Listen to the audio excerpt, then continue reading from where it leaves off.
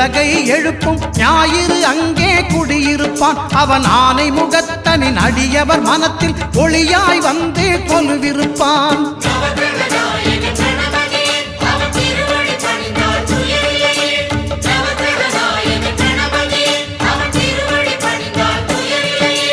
ஒன்பது கோளும் ஒன்றாய் காண அங்கு கற்பகம் என்னும் கடவுளின் மெய்யில்